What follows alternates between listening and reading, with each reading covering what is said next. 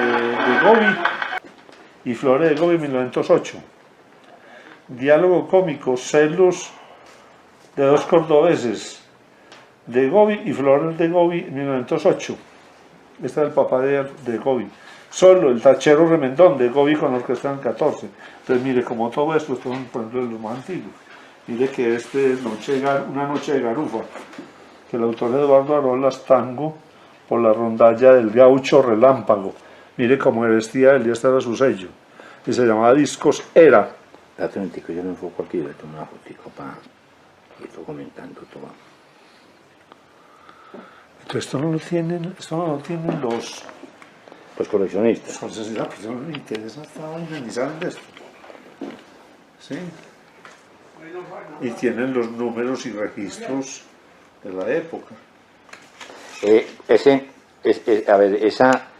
¿Esos tangos los conseguiste todos así junticos o qué?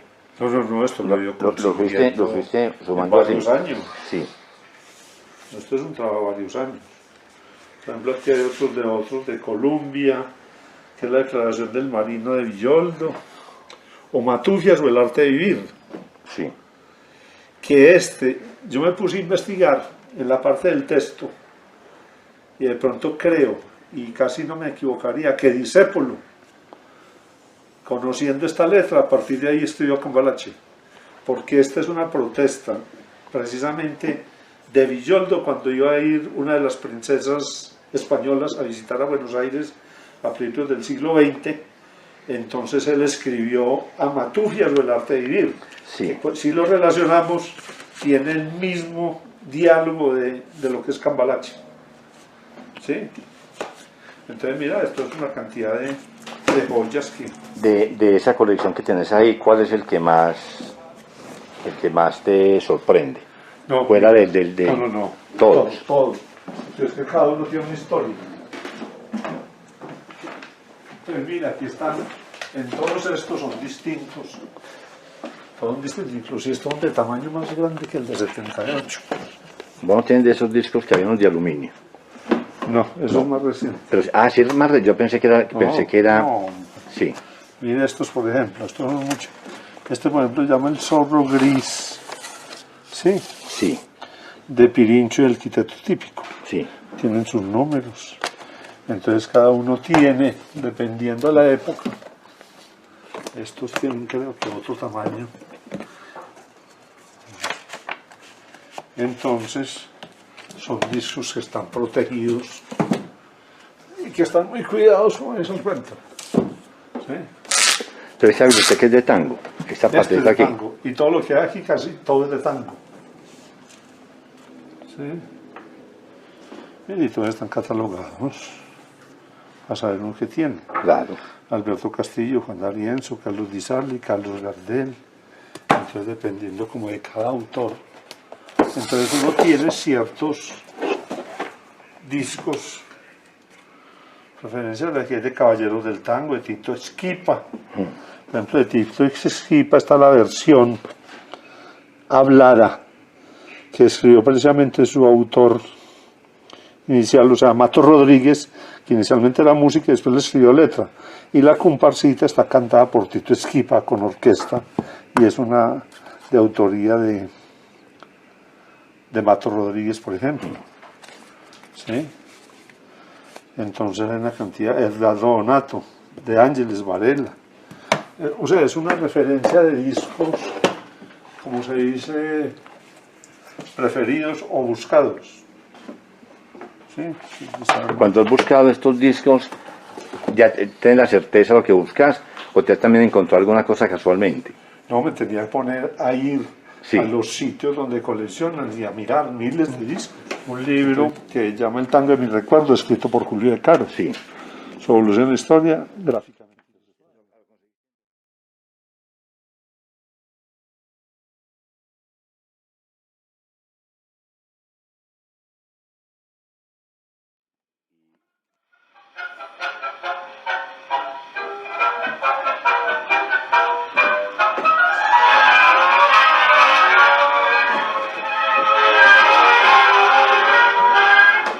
Control de volumen, ya.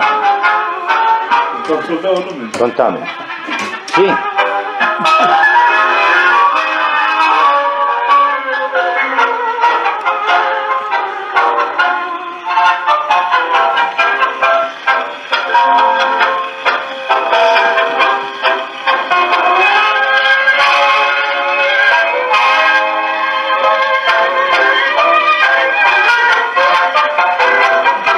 Tiene una ganancia de luz. Sí, ahí está en una presentación muy bacana.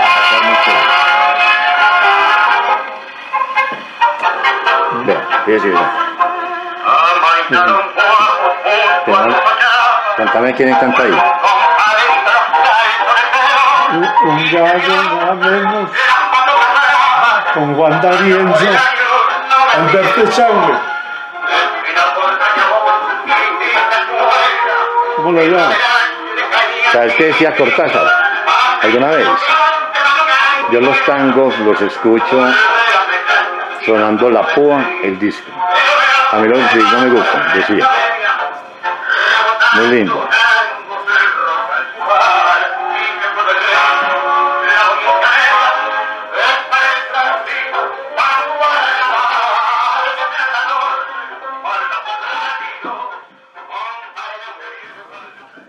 Los dos festivales más grandes del mundo Sí. están en Argentina y en Finlandia.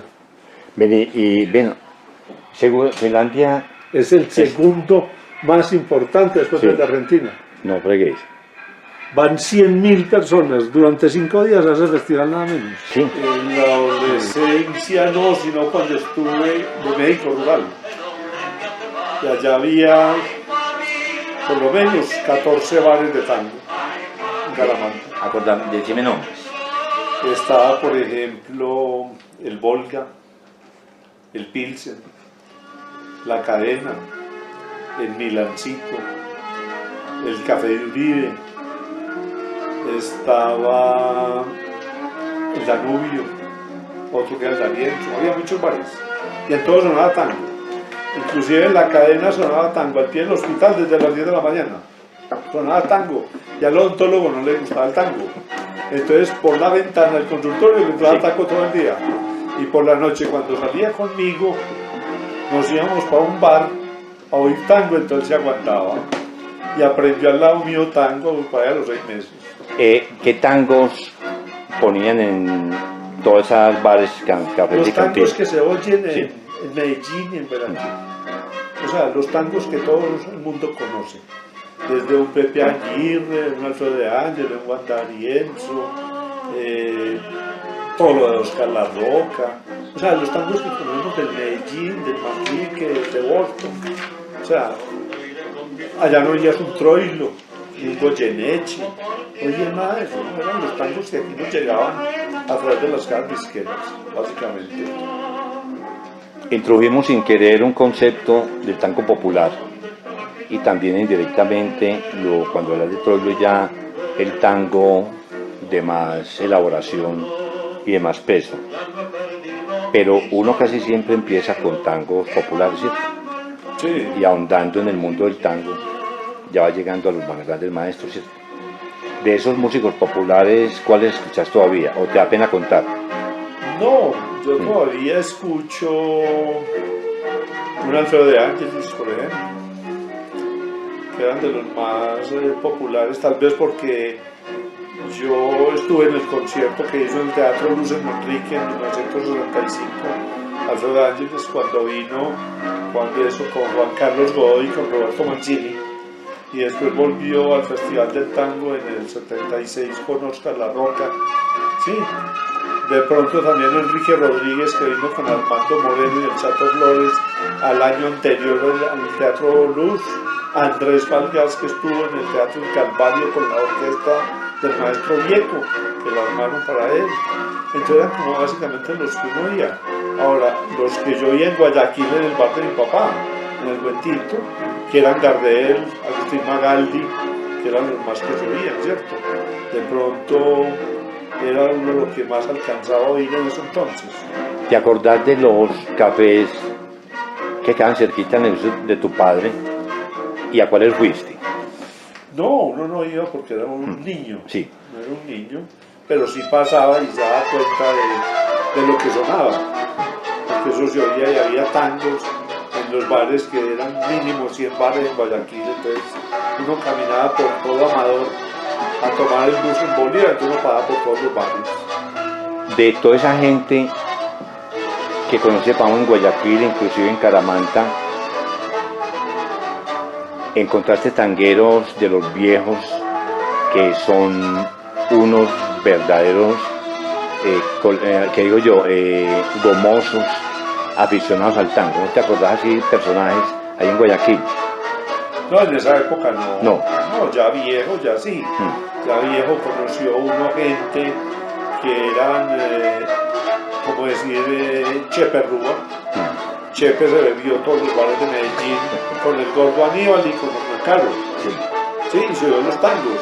Entonces Chepe le decía a uno, en Armenonville sonaba tal tango, pero en tal otro tango, en tal otro bar sonaba este otro, o sea, tenía el tango específico de cada bar. Sí, entonces era muy, muy distinto. Y en los últimos años, antes de la muerte de Chepe, yo hice mucha amistad con Chepe para conocer sobre toda esa historia de Guayaquil, sí, que era muy importante. Te cuento una cosa, yo lo entrevisté y quedamos de andar y filmar los bares que él conoció, los lugares donde estuvieron al menos, y siempre por el tiempo le quedé mal. No, pero es que usted ya no encuentra bares en Guayaquil. No, pero eran los sitios, los lugares donde están, porque como él conoció todo bueno, eso. los lugares donde estaban, claro. ¿Te acordás que él llegaba en la horqueta que tenía, la colocaba al frente del negocio y se ponía a ver allá? ¿Qué cuenta eso?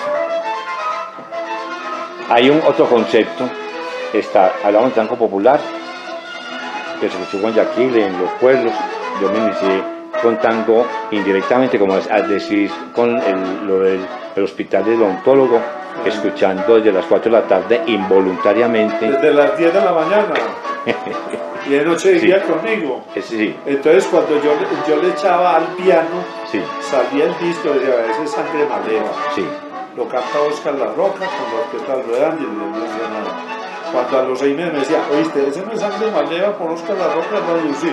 Hermano, ¿usted qué le pasó? No, hermano, es que ya me está gustando. Y yo después que le digo a mi papá que me preste los cassettes que tiene en la casa de tal. Bueno, pero también al lado de la música popular está el término que comentaste ahorita tangueros de ley, que me da la impresión de que son muy elitistas, que tienen sus gustos y no los cuentan. No, tangueros de ley no es elitista. Sí. Tangueros de ley es un grupo que formé hace 3 años, no para 4. Sí. 3 años y medio. No es que sea elitista, sino eso es como un grupo muy cerrado. Sí. Porque es un grupo dedicado a la parte académica. O sea, es que el tango lo relacionaron siempre con tango, cantinas y borrachos y aguardiente. Claro. Y resulta que aquí en Tangueros de Ley no hay borrachos, no toman aguardiente y les gusta meterse en la parte de investigación y oyen tango. Y realmente casi nadie bebe aguardiente y no beben vino o whisky. Y fuera de eso, en ese grupo yo soy el coordinador y fundador, entonces yo soy el que defino a quién admito o a quién saco del grupo, ¿sí? Entonces no, ahí hay, por ejemplo, hay 20 médicos, hay como 4 abogados, 3 contadoras y otras personas, como más o menos 30, pero estamos muy dedicados a la parte académica, a la parte de investigación. Entonces no somos de vámonos a beber a un bar, sí. No es eso. Entonces no es elitista, ¿sí? Elitista puede ser el Ku Klux Klan, ¿sí? No, dentro del grupo hay un coleccionista que es John Cardona Arteaga, sí. Sí, que fue presidente del Medellín, es contador, decano de economía y es un investigador mucho sobre tango y fútbol y escribe mucho sobre tango y fútbol. De pronto el que más escribe, sobre todo lo que llaman calzos, por ejemplo, acepta es participar de la parte académica, pero no son ni investigadores, ni escriben nada, pero le encanta y participan de la parte académica. ¿Sobre qué compositor, cantante, director has escrito de tango?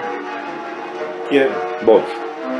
No, Yo no he escrito los libros sobre el tango. Sí, pero no has, en las conferencias que me Ah, contaste. no, lo que pasa es que sí, Sí. montamos temas. Sí. Temas sobre Darienzo, sobre Edmundo Rivero, sobre Alberto Castillo, Sí.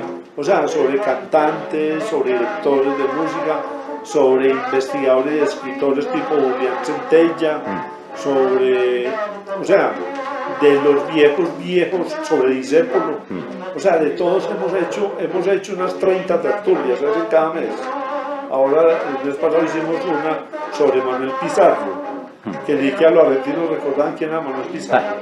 Y Manuel Pizarro triunfó en Europa, tuvo la plata del mundo y fue un gran músico. Vení, y esas tertulias no la han grabado. Esa la debe tener grabada John Cardona, que fue el que la montó. Me parece interesante.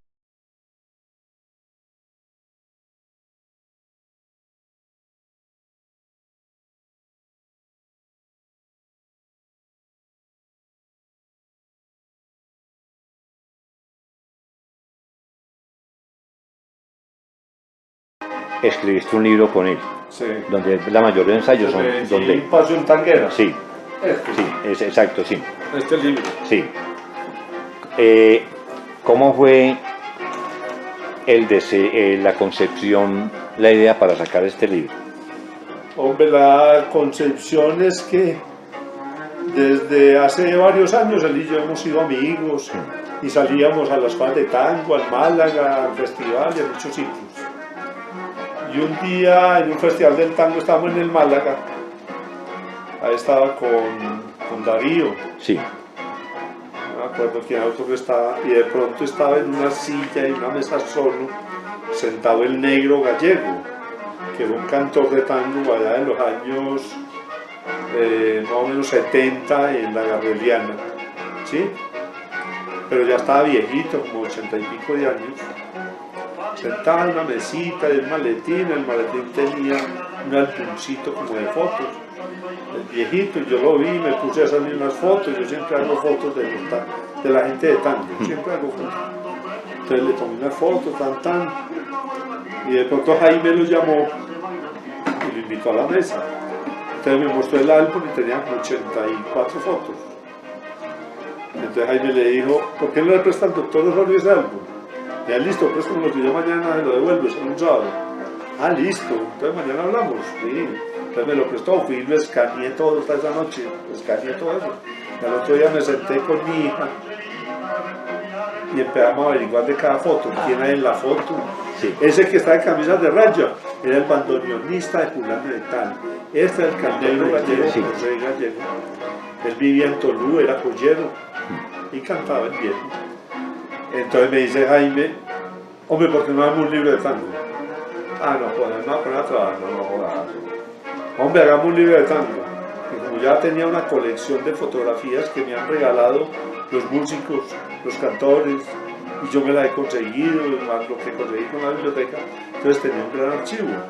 Y empezamos a trabajar como en el tema, y desde ahí empezamos, eso fue en el 2012. Empezamos a trabajar y hicimos el libro de tango.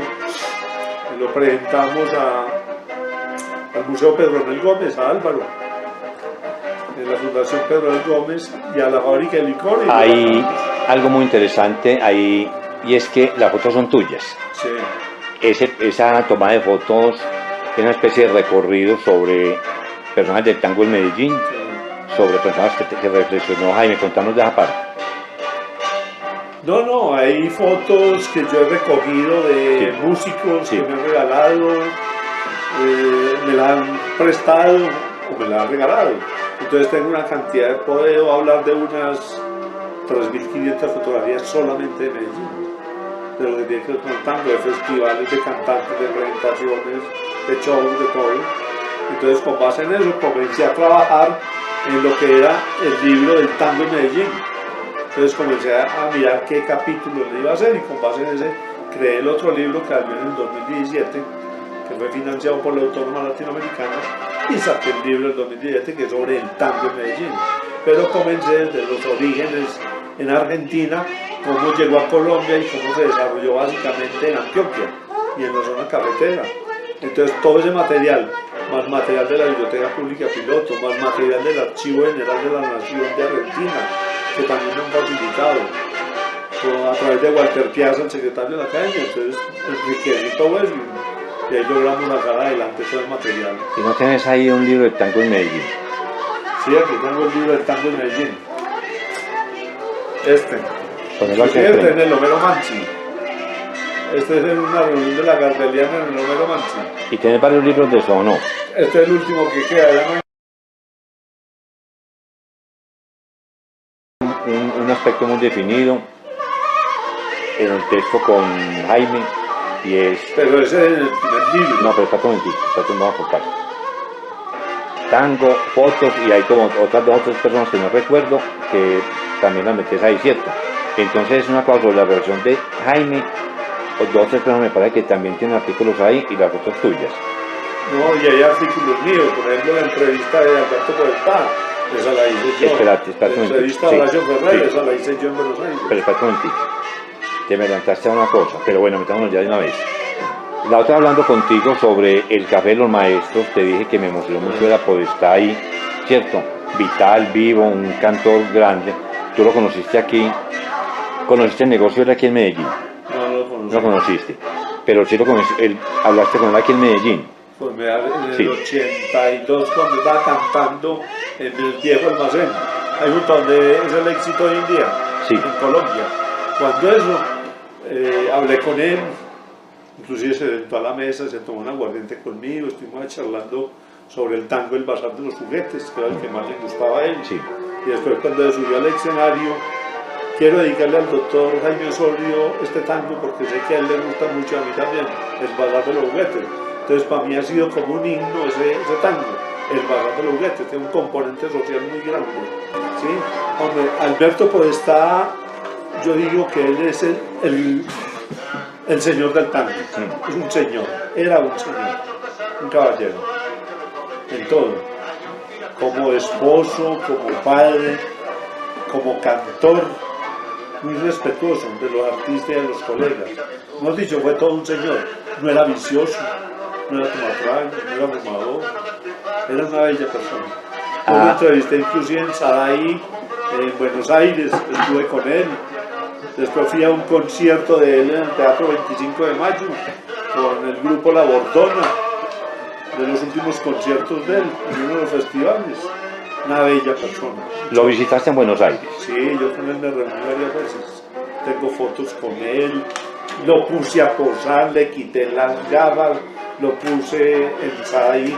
Maestro, para de aquí que le voy a tomar estas fotos, para de allí, siéntate allí. Inclusive se sentó con una hija de Edgardo Donato, que ya está viejito que nada. Se sentó para tomarle fotos con él, conmigo, muy querido. O sea, una foto muy linda con Horacio Ferrer. Ah, esa es otra persona. Sí, también lo entrevistaste, ¿cierto? Sí.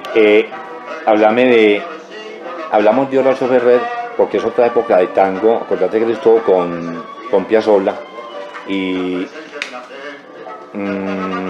Podestá es de los maestros grandes desde el 40, ¿cierto? Sí. Contame qué diferencia hay del concepto de tango entre los dos. De la diferencia de tango. El concepto de tango que cada uno ve. A ver, es que el tango del 40 es otra cosa. Sí. Hemos dicho, el 50 pavos es otra cosa. Porque era el tango que ha gustado en el mundo. Sí. ¿Sí? Claro que a partir del 50, que empieza Piazzolla con sus transformaciones de tango, y él mismo lo dice, lo tengo ahí en la entrevista, él dice que yo lo que hacía no era tango, y entonces los argentinos no toleran que uno haga cambios, porque ellos siempre tienen que ver lo de antes, ellos no aceptan los cambios. A Piazzolla le da pena salir con el bandoneón por las calles de Buenos Aires en el 50. No se sentaba a tocar un bandoneón porque sentado se sientan los embetunadores en volar de los zapatos a otros. Y él tocaba siempre de pie el bandoneón. Sí. Entonces nunca lo ve sentado, lo ve parado. Sacado con el pie hablado sobre una silla. Entonces todo ese concepto creyeron que se iba a meter. Entonces, cuando yo tenía aquí una profesora de tango, de baile, siempre que iba a la academia me ponía Piazzolla y yo alegaba con ella. No me ponga eso que vamos para bailar tango balón. Yo alegaba con ella. Se fue para Buenos Aires, se casó con un argentino, es bailarina y él también. Un día que fui, yo, Jaime, me da una pena con vos, ¿por qué? Porque era que yo te ponía Piazzolla y eso no es para bailar tango salón, entonces devolveme toda la plata. Sí. Porque usted en Buenos Aires en un festival del tango no oye a Piazzolla. Usted oye a los que ganaron ahora el festival del tango. Es con música de la vieja. Usted no oye allá un Piazzolla en una cosa de esas, en un sitio, y menos en el festival. Porque esa es una evolución. La música de Piazzolla es una música muy linda, muy sinfónica, es muy bonita, pero no es tango. ¿Sabes qué? Por eso lo echó Troilo de la orquesta, porque él hacía los arreglos y Troilo los tachaba todos, porque no le gustaban. Entonces salió, y entonces cuando eso, el cantante de Troilo, que era, que no era en este momento, el sastre, que era músico, bueno, ahora me acuerdo, creó orquesta y el bandoneonista arreglista era Piazzolla, ¿cierto? Entonces mira cómo es la diferencia de cosas en lo que es la música. Entonces cuando uno habla de tangueros de ley, son aquellos que nos gusta el tango del 50 para abajo. Bueno, Horacio Ferrer, volvamos a él, gran persona, un perfil encantador, un talento, ¿cierto? Sí. ¿Qué percepción tienes de él que otros tangueros los que entrevistaste? ¿Qué percepción tengo de él? Como compositor. No, él era Sí. un compositor y un gran impulsador de lo que fue la Academia Nacional del Tango. Y hizo mucho por el tango, no solamente a Argentina, a nivel del mundo. O sea, fue un gran director de la Academia Nacional del Tango. ¿Sí? Y desafortunadamente hoy en día eso se siente, porque a la Academia no es lo mismo. ¿Cierto? ¿Y quién dirige ahora la academia? Gabriel Soria. ¿Y de la mano él está bien o no? No, ¿Por qué decimos? porque es que no tiene el carisma de Horacio Ferrer. Horacio Ferrer conglutinaba gente, conglutinaba artistas, era compositor, ¿sí? En cambio este no es compositor, es un periodista y hace y charla con los artistas y cosas, pero y no es muy asequible. El señor no es muy asequible a la gente, a uno conversar, entonces está. Yo sigo, voy a la academia, pero es con Walter Piazza, que es el secretario general, entonces con él sí, ese sí maneja las cosas allá bien. Otro libro de tango en Medellín, ¿cómo surgió la idea? No, yo veía que había una necesidad en ese sentido. ¿Por qué? A mí me llamaban estudiantes de AFID, de la Medellín, de la Antioquia, de distintas universidades, me llamaban, vea, es que estamos haciendo una investigación de tango en Medellín y no encontramos nada en ninguna parte, o sea, en ninguna biblioteca. Entonces tenían que recurrir a Jaime Jaramillo, o a Chepe Rúa, o a cualquiera que les contara alguna cosa, o a Pacho Duque, o a Javier Ocampo, que les cuentan cositas, Sí. pues detalles que había. Entonces vi que era una necesidad. Entonces por eso empecé a trabajar en todo lo que fue escribir un tango, un libro sobre el tango de Medellín, que eso fue lo que hice. ¿Qué descubrimiento topaste, encontraste en la elaboración del libro? ¿Qué descubrimiento en la elaboración del libro? Sorpresas. No, las sorpresas son muchas. Sí. Pues son muchas. Sí. Es de que la gente sabe lo mínimo. ¿Sí? Entonces, por ejemplo, no vamos lejos. Cuando tú ves a nivel del Festival del Tango en Medellín hoy en día, estamos celebrando el 10º Festival del Tango. Están desconociendo la historia. Porque ve que en el 68 se empezaron los primeros festivales y se hicieron del 68 hasta el 80 y pico y se hicieron, o sea, hemos tenido como 30 festivales, esto hablando del 10º, entonces están desconociendo la historia. Entonces eso me encontré con una cantidad de desconocimientos de la gente. ¿Por qué? Yo recurrí a gente que vivió Guayaquil. Uno de ellos, que me lo presentaron en Guayaquil, lo apodan gonorrea. ¿Sí? Yo sé por qué lo apodan gonorrea. Creo que se acostó a todas las meseras de Guayaquil. ¿Sí? Y un día lo entrevisté. Resulta que ese tipo conoció a Héctor Varela, habló con Héctor Varela cuando vino en el 72 al Teatro Unín, estuvo en el concierto, conoció una cantidad de artistas, ¿sabes? Entonces todas esas fuentes las fui recopilando, ¿sí? Fui recopilando de la gente, más todo lo de Cheperrúa, que yo aproveché Cheperrúa en sus últimos años para poder obtener información de todo lo que había, ¿sí? Entonces todo eso lo fui creciendo y con él aparecen colaboradores, asesores de investigación, Jaime Aramillo Paneso, José Cheperrúa, colaboradores, Leonardo Nieto, ¿sí? Que él sabía mucho de eso, Rodrigo López, que fue músico 10 años de la Casa Gardeliana, de los Gauchos, y todavía está vivo, Carlos Restrepo, que ha sido manager de artistas y anduvo con todos ellos, Oscar Berruecos, que estuvo muy metido con la Asociación de Ardeliana y muy metido en la música, Hernando López es otro de los viejos que conoce bastante de tango, Gustavo Escobar, Roberto Lamas, que ya se murió, sí, el cantor, César Arteaga, John Cardona y Marco Quirós. Marco vivió en Buenos Aires y allá se formó como bandoneonista y también ha recorrido mucho. Entonces mira que a través de esta gente, entonces logra uno ir recopilando, más lo que sigue investigando con la gente misma. Entonces obteniendo todo, entonces fui armando cuáles serían los capítulos. Los capítulos es cómo llegó. Después, cuáles fueron los primeros que llegaron a Medellín antes de los festivales, ¿sí? Por ejemplo, las que llegó en el 47, no estoy mal, fue Libertad Lamarque, con su esposo, que estuvieron en el aeropuerto en una placa, pues, en homenaje a Gardel. Después de eso vinieron Alberto Gómez, Oscar La Roca y otros, antes de llegar Leonardo y posteriormente con los festivales. Entonces mire cómo se ve, después vienen los festivales, que es el boom de los años 60-70, que eso hizo volver a crecer el tango. Si no hubiera sido por Leonardo Nieto, le cuento que en Medellín ya no existiría el tango, porque gracias a Leonardo y a sus festivales se renació todo lo que fue el tango dentro de la ciudad, y en los mismos sitios, en los bares, las academias de baile. Entonces bueno, y ya siguieron a partir de ahí, hoy en día son las academias de baile las que más empujan el tango. Mire que en los últimos 2 años quien ha coordinado el Festival del Tango, porque yo un día se lo di a Lina Botero, la que era la secretaria de Cultura anterior del otro gobierno, se lo dije, es que ustedes tienen coordinando a alguien que es músico pero no sabe de tango. Ese tipo puede que sea músico y toque muy bien, pero tango no sabe nada, hay que meter a alguien de tango.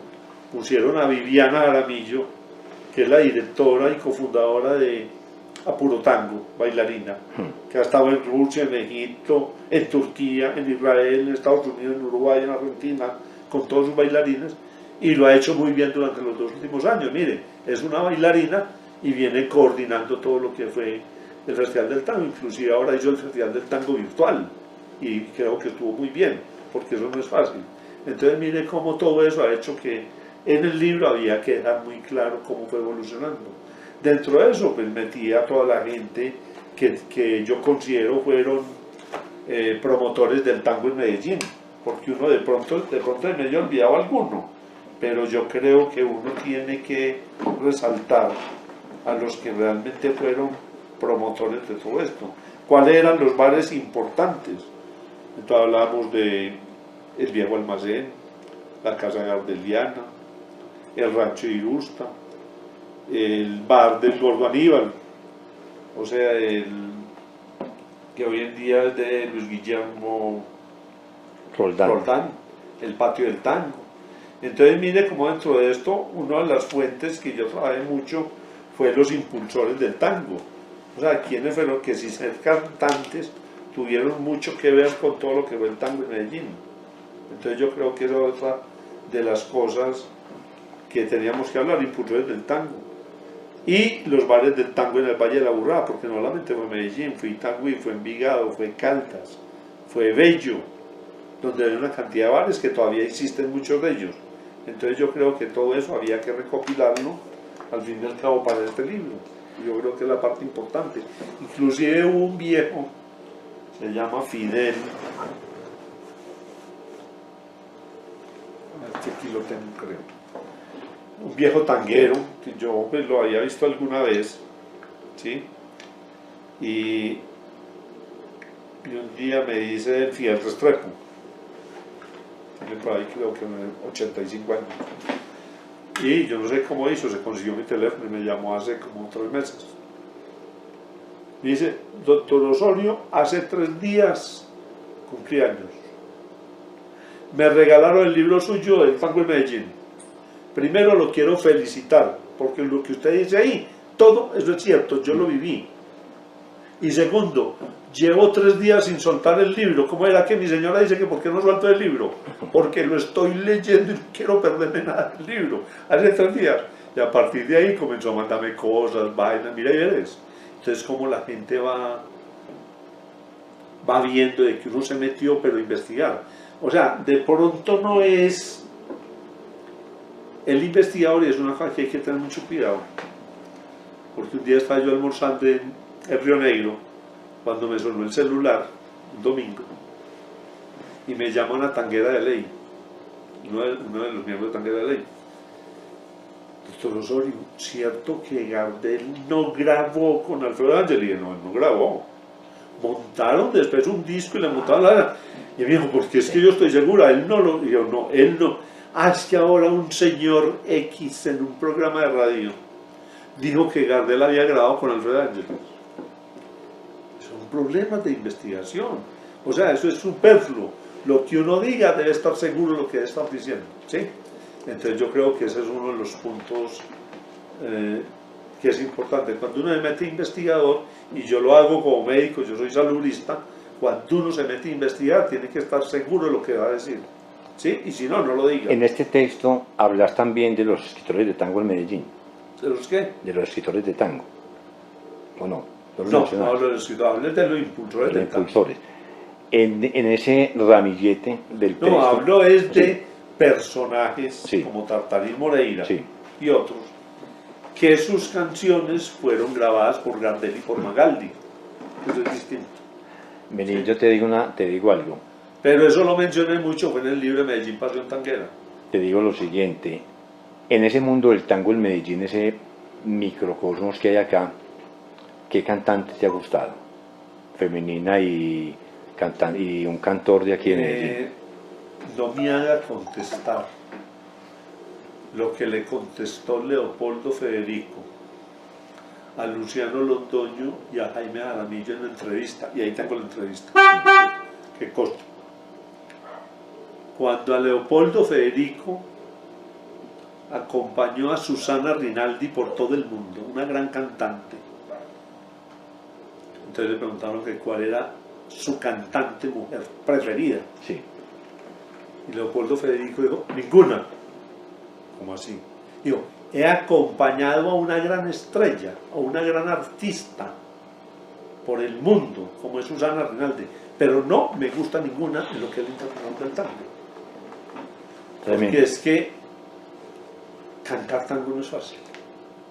Porque en los concursos que hay de reality y cosas, no, la gente no canta tango. Porque es que frasear, cantar el tango, eso es muy difícil, entonces no es para cualquiera. Entonces, yo no te puedo dar respuesta sobre eso porque no quiero echarme enemigos de decir que me gusta esto y me gusta aquel. Y a nivel ya del tango, que puedas hablar... A nivel del tango, a nivel mundial. Sí.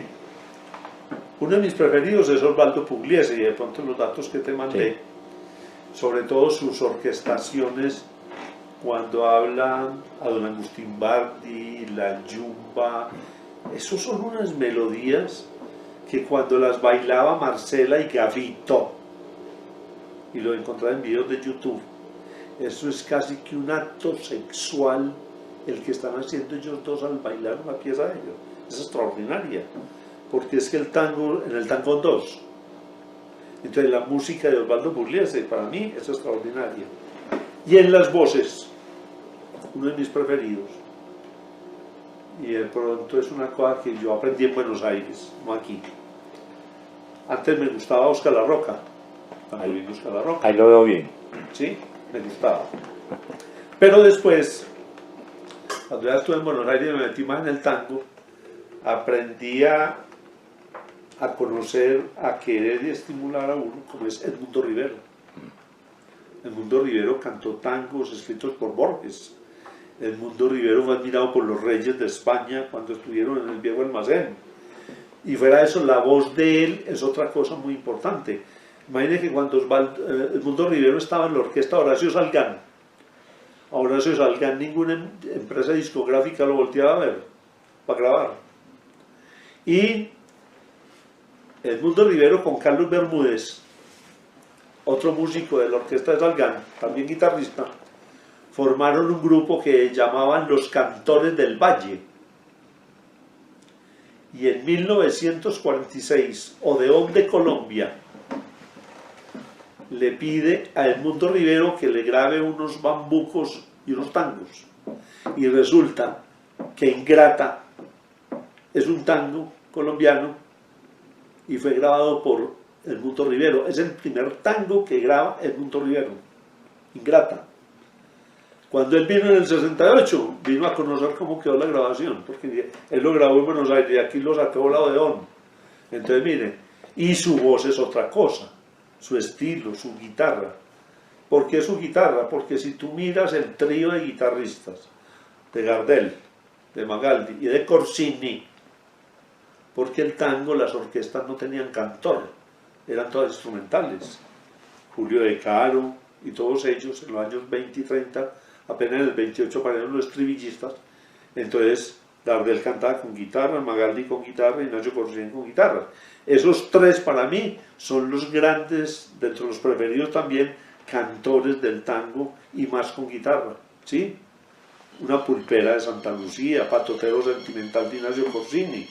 Entonces ese es otro cuento de por qué. Y inclusive Edmundo Rivero con guitarra es otra cosa distinto a cuando cantaba con Troilo. ¿Sí? Ese es uno de mis preferidos como cantor. Tenemos de tres personajes en Medellín muy valiosos, porque yo recuerdo cuando estaba en bachillerato escuchaba a Hernán Caro con el programa de tango que le resultó mucho, que lo tuvo mucho tiempo. ¿Lo conociste, cierto? Hernán, sí. Pasión por el tango total, ¿cierto? Y una sabiduría, ¿no? Sí, el tipo aprendió mucho porque estuvo metido. Hernán era zapatero y comenzó lavando loza en un barcito de Envigado, ¿sí? Y lo mandaban a comprar discos a Guayaquil. Entonces empezó a conocer de los discos y metido en todo eso y fue aprendiendo, ¿sí? Como me tocaba a mí. Yo iba a la cita, o a la cita ya Amador, a comprar discos para el piano Burlison de mi papá. Entonces yo lo metía y te hacía la visita. Eso le pasó a Hernán Caro. Hernán Caro, después de eso, empezó a meterse como con la música y ahí fue donde se vinculó a través del programa de La Voz del Triunfo que quedaba en Envigado y empezó con el programa de Buenos Aires, de Una Noche en Buenos Aires, no recuerdo el nombre de él. Ahí empezó y ahí fue donde lo vincularon después a una de las empresas de radiodiscos y empezó el tipo a través de su programa. Estuvo en 1971 en Buenos Aires con Chepe Rúa y con el Gordo Aníbal. Allá estuvieron, hicieron por ahí 125 entrevistas. Sí. Yo tengo la copia de todas esas entrevistas que hicieron, sí, a artistas, a cantores.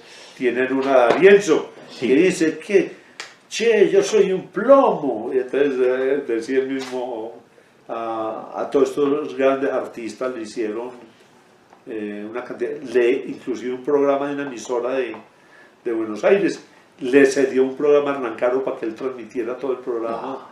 Y ahí lo muestran, a Hernán Caro le cedieron el programa y llevaban música que allá no conocían, porque aquí la grabaron en Medellín de tangos, la llevó para allá.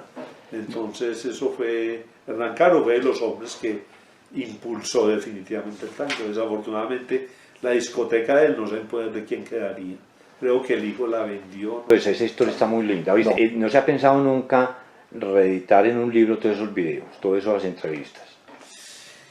Hombre, sí, pero es que todos los editores, sí, que se creen bajados del cielo, creen que el editor, que el que entrevistan tiene que hablar como el editor. Ah, no.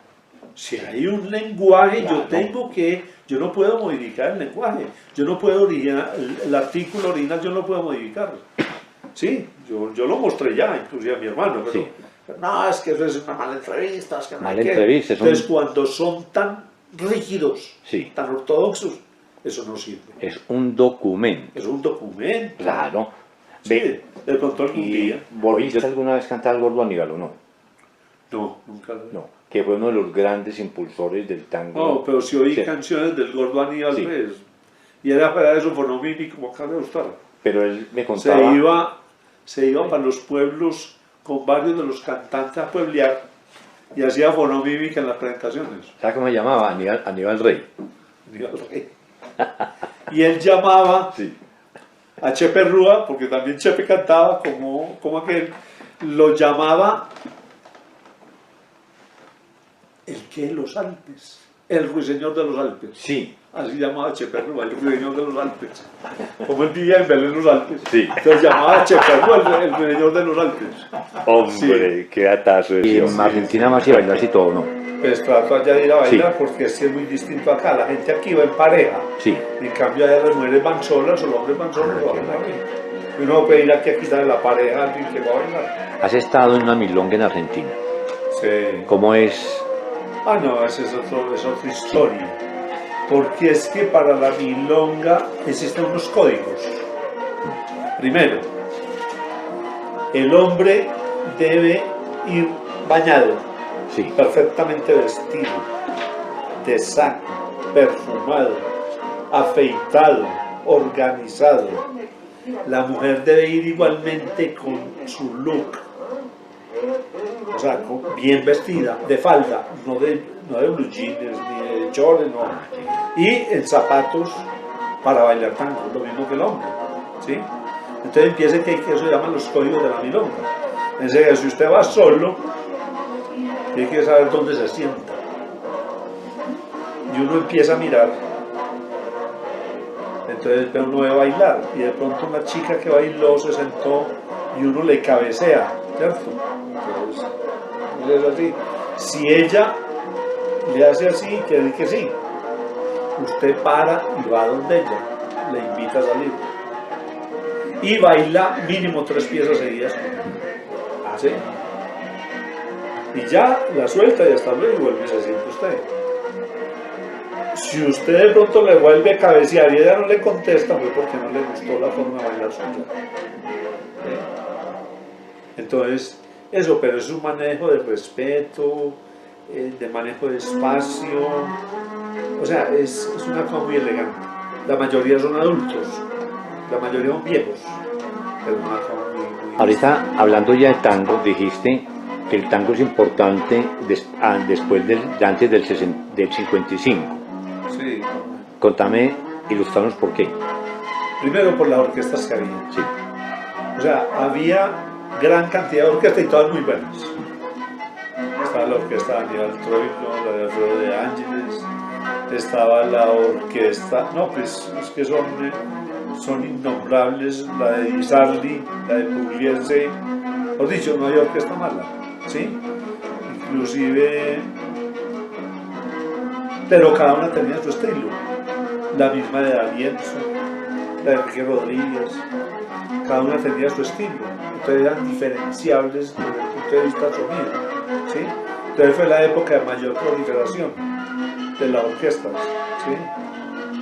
Entonces, y salieron los grandes artistas, donde más tango se produjo, ¿sí? Y donde el tango se volvió muy bailable. ¿Por qué D'Arienzo lo hizo así? Porque antes el tango se bailaba, pero era algo como esto. Pero después él le dio una alegría al tango, entonces fue mucho más ameno a través de sus milongas y a través del ritmo, la volvió distinta.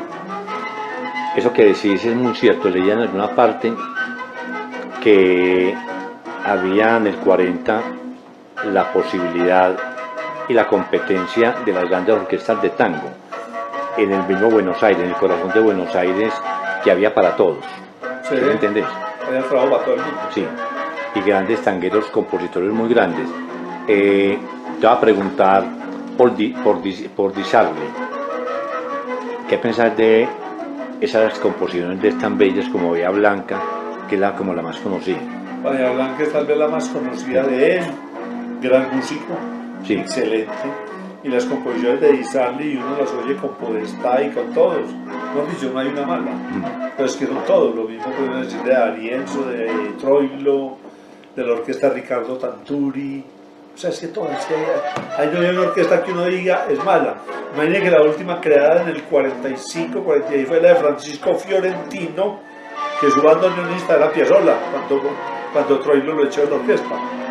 Y fue una orquesta que duró como 5 años, pues muy buena, por ejemplo. Hay una cosa con los tangos de Tanturi y Alberto Castillo, donde canta, que son tangos muy elaborados y a la vez son muy populares, ¿cierto?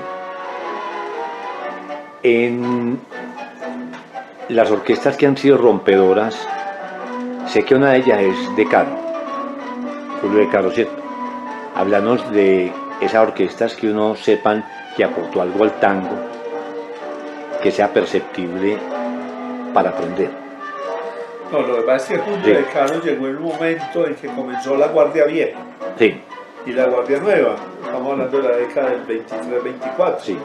Pero fue la composición misma de la orquesta y sus ritmos, entonces fue cambiando toda esa concepción de cómo tocaban antes Juan Pacho Maglio, Eduardo Arolas y todos los que tocaban antes eran muy distintos a lo que llegó a ser De Caro, que rompió y dio un estilo, ¿cierto? Entonces comenzó a cambiar totalmente lo que era el tango como tal y la concepción del tango, pero fue su estilo musical.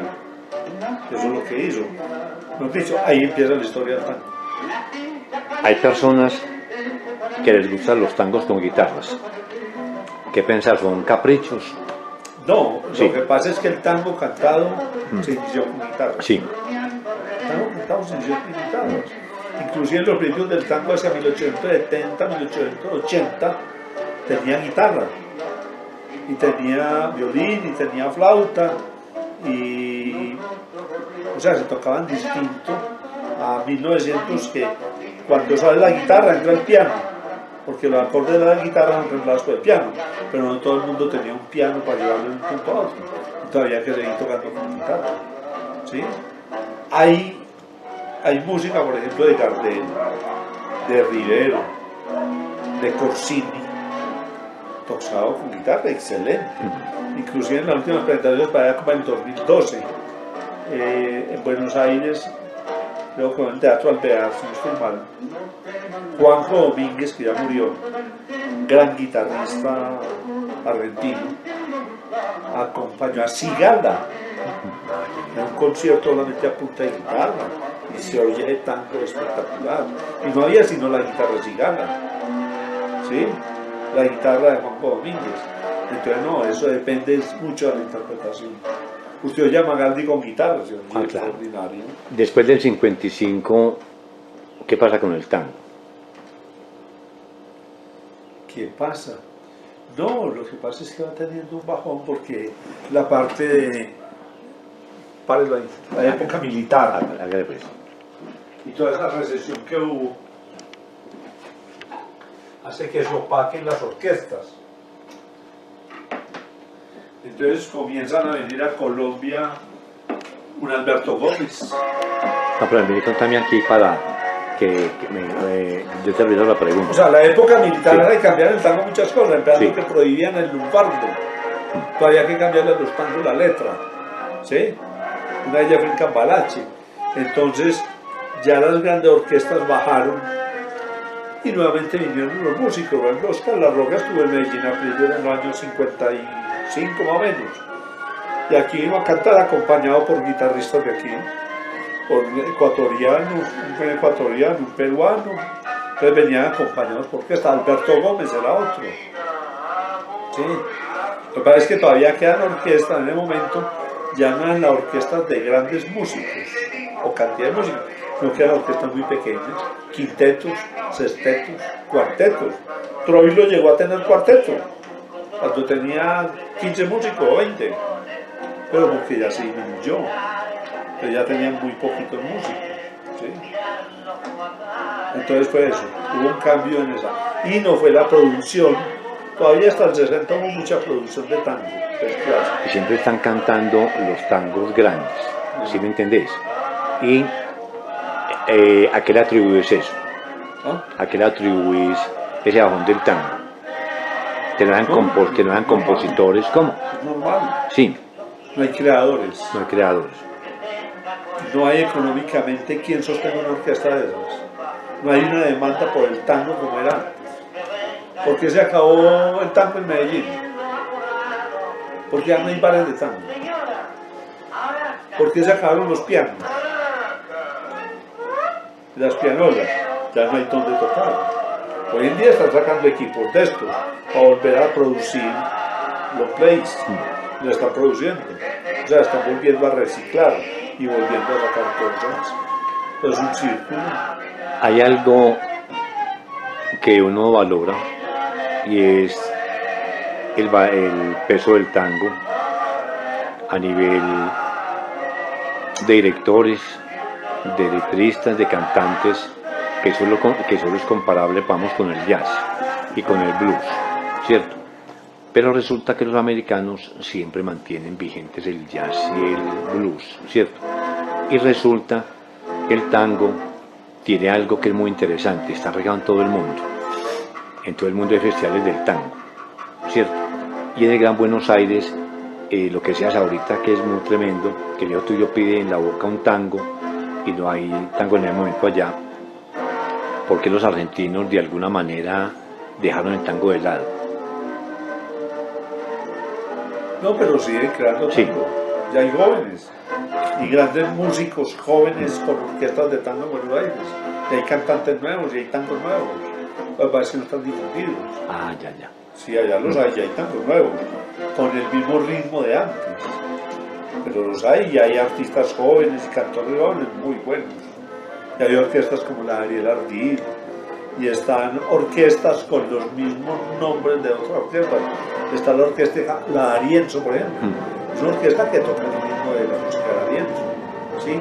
Hay otra que llama la de Ángeles, toca la música de Ángeles. ¿Sí?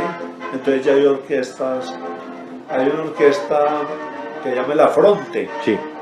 que ellos tocan en San Telmo todos los domingos a la 1 de la tarde. Pero en la semana tocan en un sitio, tienen su milonga y producen su música.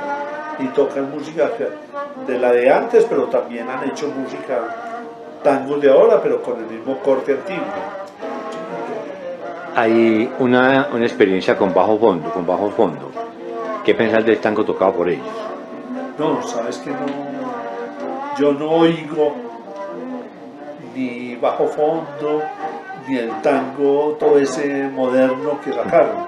Un día en un trabajo con los estudiantes les puse a hacer unos videos con tango, entonces una Sí. de esas rockeras se le dio porque le dejara escoger. Sí. Y entonces le di plazo, a los 3 días volvió y me dijo que le había asignado un tango porque ya no encontró nada para hacer. ¿Por qué? Porque no dicen nada. No tiene un libreto. Un tango es una historia. Sí. Y si el tango no te cuenta la historia, ¿de dónde vas a sacar la historia para hacer el video? Entonces no la encontró.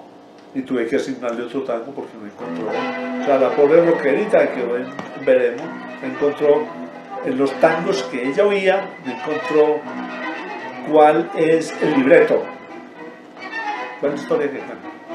¿Sí? ¿Qué temas recobrás? ¿Qué temas qué? ¿Qué temas a nivel, no, a ver, están el catálogo grande, interesantísimo de tangos, pero hay temas como la muerte, la nostalgia, el amor, el desamor, que es algo que toca mucho a las personas, ¿cierto? De los temas de tango que recobrar vos. No, lo que pasa es que el tango toca todos los temas. Exacto, pero hay uno que... Todas. No, exacto, pero hay Todos. uno que te sacuda. No, los tangos que tienen mucho componente social. Sí, ¿Sí? Por ejemplo, el Bazón de los Retes tiene un componente social de berraco. Estrellita, que es un tango que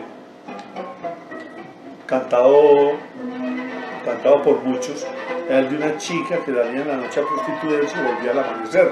Entonces cuenta la historia de una chica, un día cualquiera amaneció muerta. Entonces son esas que tienen un componente social. ¿Sí?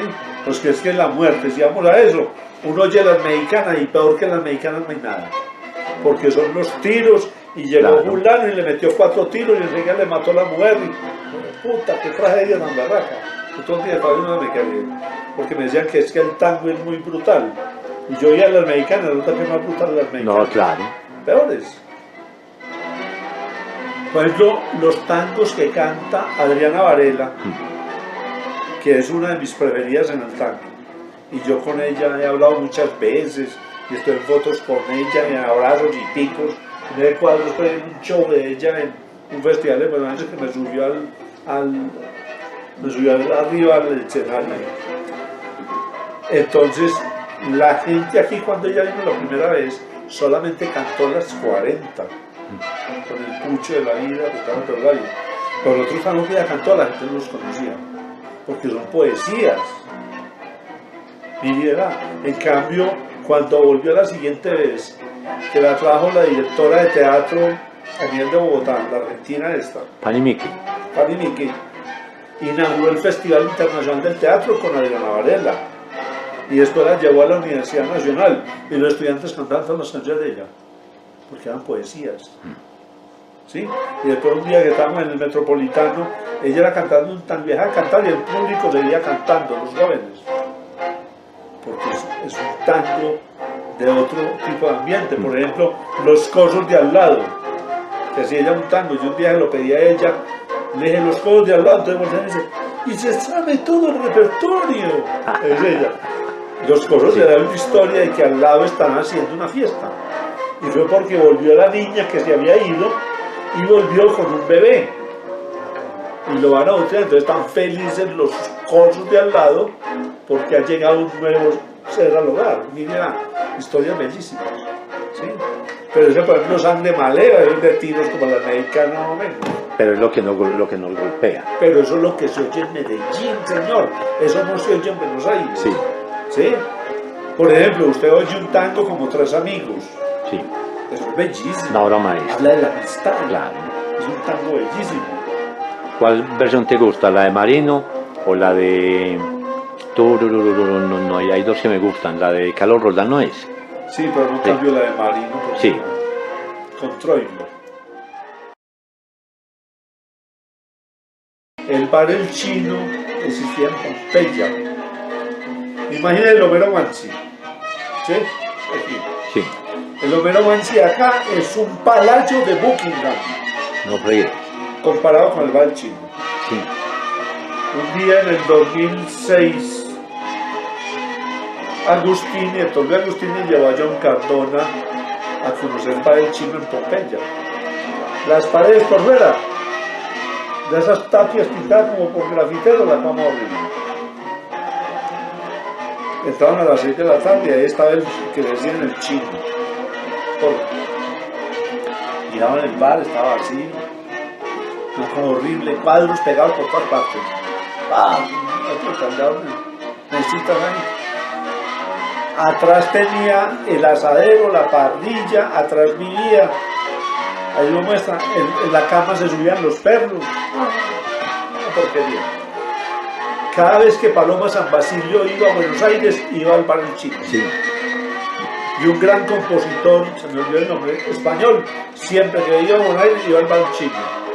Entonces, tenía cantantes, o sea, salidos del público, que eran de edad, cantantes aficionados, o cantantes que llevan 25 años de edad. Entonces le dice Agustini al Chino, ¿nos podía dar una mesita? No, es que está toda ocupada. Yo estaba así la verdad. Sí. Sí, está toda reservada. Es que este señor viene de Medellín, entre las grandes arterias, de qué, de cuánta, le echó el cuento. Lo sentó por allá en un rincón en una mesita como esta. Allá en un rincón, de aquí no se puede mover. A las 10 de la noche no le cabía un alma a ese sitio. El Chino, haga de cuenta el gordo Aníbal, cantaba, sí, y lo acompañaba otro con guitarra. Y otra viejita, la Calandria, que yo la conoció aquel y le tomó fotos yo con ella, cantaba la viejita también, ¿sí? No, eso fue un espectáculo, es verdad. Allí me hacían las empanadas, las cosas, la gente era encima, todo el mundo fumaba. No. Ese fue un bar notable de Buenos Aires y desapareció en el 2007 cuando murió él y murió la señora, el administrador, y ahí construyeron después otro negocio de tango. Yo tengo que ir a conocer lo que hay hoy en día. Y yo tengo ahí. Pero era una porquería, hermano, porquería. Vea, hombre, lo primero que yo hago cuando llego a Buenos Aires es que tengo que mirar a quién voy a llamar. Porque a veces me le tengo que esconder a más de uno. Porque todo el mundo quiere tomarse un café con uno, tomarse una media luna, comerse una media luna. Un día llamé a Ariel Ardid, el año pasado creo, lo llamé a saludarlo, eso fue sábado, que viernes, que era el matrimonio de mi hija. Y me dice, Jaime, te invito para un recital que tengo el domingo a tal hora. Entonces dije, vamos a ver si puedo, porque con matrimonio encima, entonces para ir a un concierto de él y todas esas cosas, entonces tengo grandes amigos argentinos, cantantes, compositores, músicos, la gente misma de la Academia del Tango, el Walter Piazza, un amigo extraordinario que es de todos nosotros, los antioqueños, es Héctor Luis Agustini,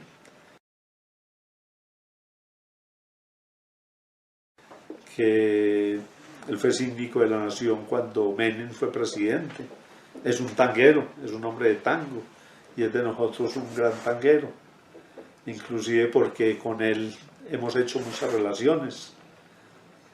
Tengo allá grandes amigos para visitar. Luis Alposta, un investigador de la Academia Porteña del Lunfardo.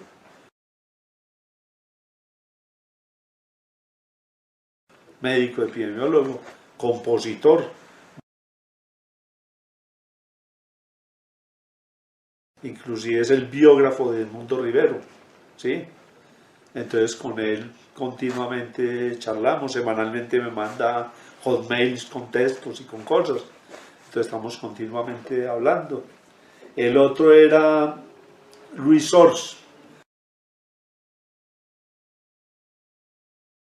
Desafortunadamente el 2 de septiembre murió, un maestro fileteador condecorado por la Municipalidad Argentina. Murió la semana pasada. Era otro maestro y con él nos íbamos a Homero Mansi, a ciertos bares, a hacer las fotografías de sus obras.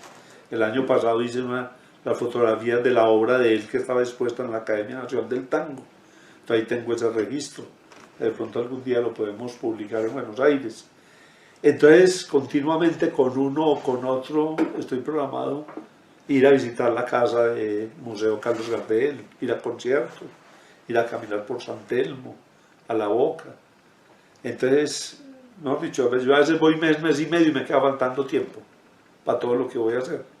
Y muchas veces no me puedo ver con toda la gente porque todo el mundo quiere, reunámonos, hablemos y hablemos de esto. Entonces vamos a tal sitio, vamos a tal otro, entonces se le va copando a uno el tiempo. Entonces, afortunadamente, cuando voy a Buenos Aires, me falta tiempo, ¿sí?